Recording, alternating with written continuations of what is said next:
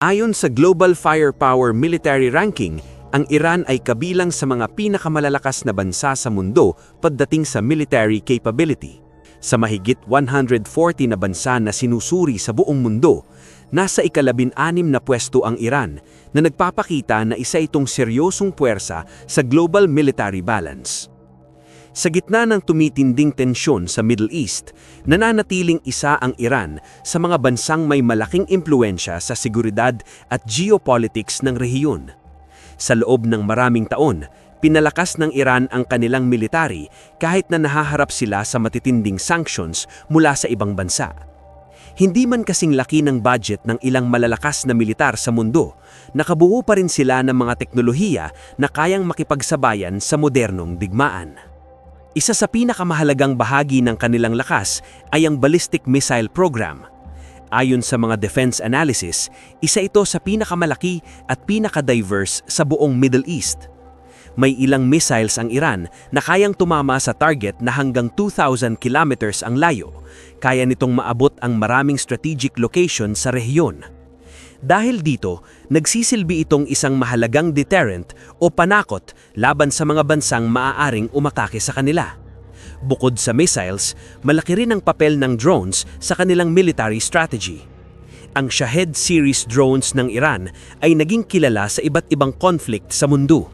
Mas mura ang mga drones na ito kumpara sa fighter jets, pero epektibo sa surveillance at attack missions.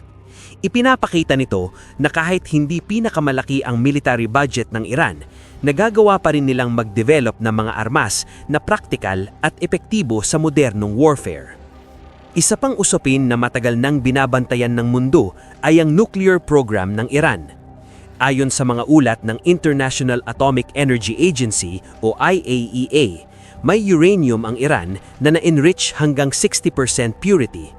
Hindi pa ito weapons grade level, ngunit itinuturing pa rin itong seryosong concern ng international community dahil mas pinapaiksi nito ang oras kung sakaling magdesisyon ang Iran na umabot sa antas na maaaring gamitin sa nuclear weapons.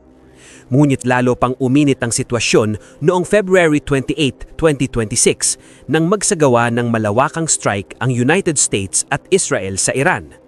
Sa operasyon na ito, napatay ang supreme leader ng Iran na si Ayatollah Ali Khamenei na matagal nang pinakamataas na leader ng bansa mula pa noong 1989. Kinumpirma ng Iranian state media ang kanyang kamatayan at nagdeklara ang bansa ng 40 days na national mourning. Ang kamatayan ni Khamenei ay isang malaking dagok sa pamumuno ng Iran. Ngunit sa kabila nito, hindi agad humina ang kakayahan ng bansa na lumaban.